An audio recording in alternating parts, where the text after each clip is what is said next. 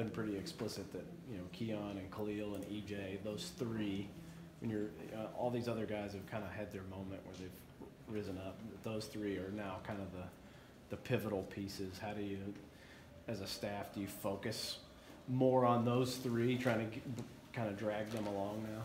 I think our focus is on every individual that's here. You know, it's a process. Each guy is on their own kind of path, and that never wavers, you know, when you're in our shoes as an assistant coach. You know, when you make a commitment to a kid and to a family that you're going to work with them, you know, from the day that they're here, both on the physical and the mental. And sometimes with young kids, the mental is more important than the physical.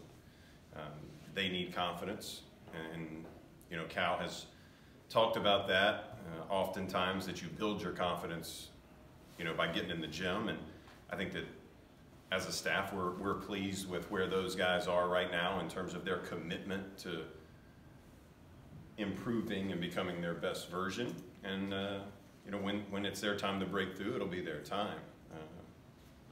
Our staff, much like probably everybody in the Big Blue Nation, wants it to be yesterday, but hey, you know, we got to hope that it's Tuesday night. Does Nick become a guy now that you all hold up as everybody's on their own timeline, and just because it's not happening for you now doesn't mean it's not going to happen? I mean, Nick is a guy who's worked since he's been here, and I think that Nick has not arrived by any means. Nick's played well in the last couple games, and I think if Nick was answering that question, he would say that, you know, he's got a ways to go. That's not a slight towards Nick or anything. It's the fact of our guys come here to become their best version, and your best version has always got to be, how good can I be today, and then what do I need to get better at tomorrow? Nick's had that approach. I think he's gained confidence off of some good games, and I think that for us, you know, we've just got to continue to coach him up and put him in the positions where he can be best used for us, and for him to continue to gain confidence. Joel, what can you tell us? What can you tell us about Ashton's status? Is he going to play, not play? Yeah, I mean, I think it's day to day. You know, we had a very cerebral day yesterday after the game that we played Saturday. We came back yesterday, watched film like we always do, and had some, you know, more of a scripting walkthrough day, and you know, we'll see kind of where he is today, but I think for us it's day to day, and you know, at this time of the season, everybody's starting to get a little bit banged up, you know, so that's not any different, you know, than any of the other 13 guys on our roster. Will he try to practice today? You know, I don't know. I mean, I imagine he will, but you know, you never know with what the medical folks say, but I know our guys love to practice. I think that's why our team is getting better. So I think they're going to be, you know, wanting to practice as much as they can, just like they want to play. What makes a guy like Anthony Edwards so good? Sorry. I'm sorry? What makes a guy like Anthony Edwards so good?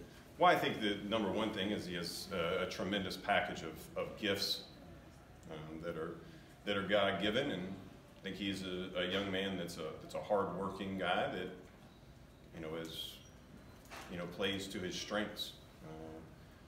You know, when you have talent, you know, the best thing that you can do is do what you do well and do it often. What do you think of Emmanuel as a stopper? It seems like you have Wara. He defended him. How much is he in that role? Well, I think that the one thing that Cal talks about on the defensive end, and our staff really tries to hit on, is his defensive confidence. You know, that's something that travels. It should carry over into postseason. It should go from freshman to sophomore to junior to senior.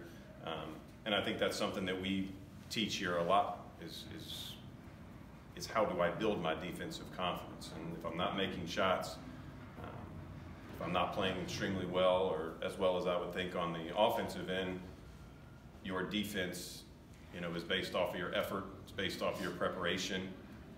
And Emmanuel is a guy who, in his second year, has stepped up. He's a guy that has paid greater attention to multiple positions, you know, in our walkthroughs. And I think that that's what you want and you need out of these veteran guys, you know, these being Nick, EJ, Ashton, Emmanuel, and obviously you throw Nate Sestina in that mix. Your veteran guys have got to help you win games at this time of year and drag your younger guys along until they break through. I see Riley Welch coaching up some of the guys, Nate, Keon before some of the games. I know he's got big time coaching bloodlines with his dad as a Clippers coach. What do you see from him and his coaching future? Well, I think our guys, you know, anyone that comes here loves basketball. You know, it's a tough place to be. It's a tough place to work if you don't love basketball, and that's something that we talk about a lot, you know, in the recruiting process with the five-star guys, and it's something that we, you know, have to offer to guys like a Johnny David or now a Riley Welch. It's a great opportunity, you know, to be coached by a Hall of Fame coach like Cal, and to work with a great staff, minus myself, but, you know, Kenny and Tony are guys that have, you know, accomplished, you know, so much in their careers. And, you know, Riley is an important part of our team, just like Tyrese Maxey or Emmanuel Quickly or Ashton Hagans. I mean, I think he's a guy that we're excited and blessed to have around. In practice, you can see when a guy is about to get it. Did you see that out of Nick over the past couple of weeks or since the Christmas break? Because he has obviously blossomed a little bit here. I mean, I think Nick's a guy who, you know, pounds the rock every day, you know, and it's a story that, you know, there's a rock in front of your front door and you hit it once a day, you hit it twice a day, some days maybe 5 times, and, you know, eventually one day it breaks into 1,000 pieces and you're able to get through.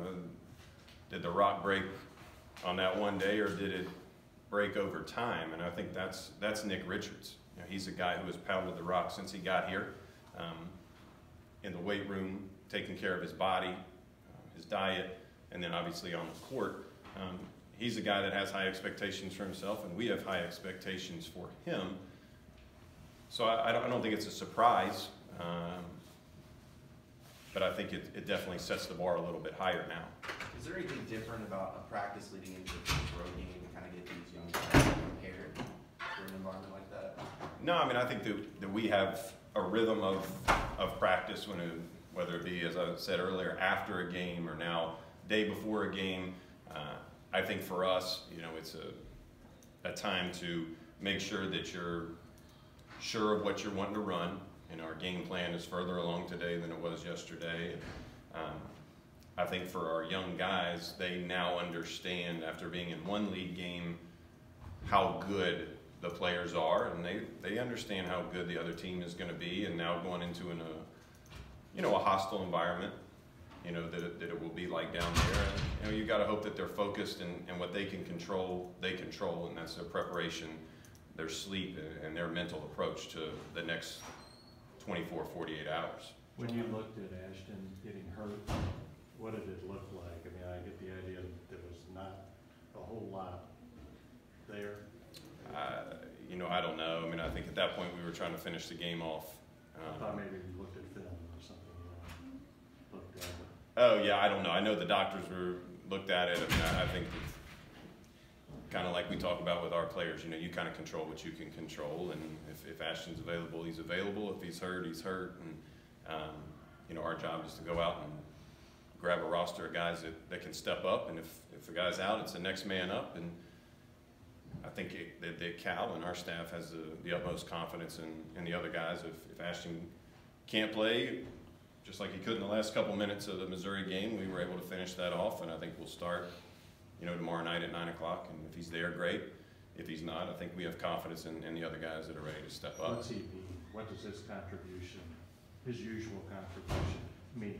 Well, I think Ashton, you know, is a guy who starts our defense. You know, and Cal's always said, you know, your identity on defense starts on the ball, and that's obviously an important part of how we play and how Coach wants to coach. I think he gives the other guys confidence.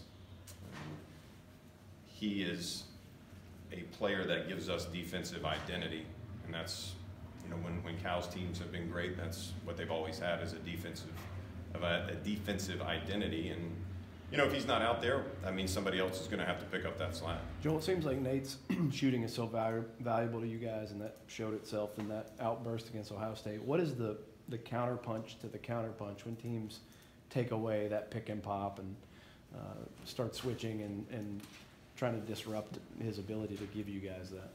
Well, I think any time that you have somebody on the floor that's skilled, that can shoot, that can pass, that can read the game like Nate can and does, it opens up different things for the other guys, the other four guys. Much like when we had Derek Willis here. You know, he spread the floor for Jamal Murray. He spread the floor for Malik Monk, great scores. He opened the floor up for great guards like Tyler Eulis or De'Aaron Fox. And then on both of those teams, a driving power guard like Isaiah Briscoe. That's what Nate brings to this team is a threat, but also a skilled guy that plays facing the basket. You know, so when he's out there, he gives you a threat, and sometimes the best thing that he can do is never have the ball because it opens up the floor for the other guys. Was that game in that way, for him to go so off from three, valuable going forward for that reason, just to put it out there that he really is that threat for you all? Do you think it's made? I mean, I think it was a great game for him individually. I think it was a great game for us to see.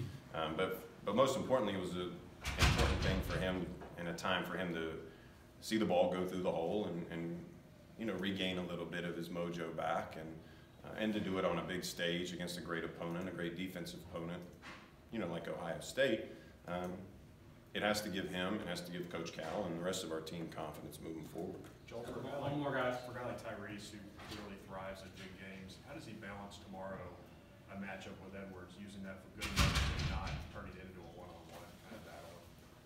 Well, I think Tyrese now has, you know, 15 games under his belt and almost 100 practices against great players. Tyrese is a guy who comes out to practice every day with a kind of hard hat on, and he works. Yes, he loves the big games, but I think that he values what he's about to do here for the next 2 hours in practice, because he's going to go up against other great players that, in our opinion, and is his opinion as well, are just as good as anybody that he's going to play any night. That's why Tyrese gets better, because he comes in here every day to practice, and he gets to practice against great players for 2 hours, not just 40 minutes. All right, thanks, folks.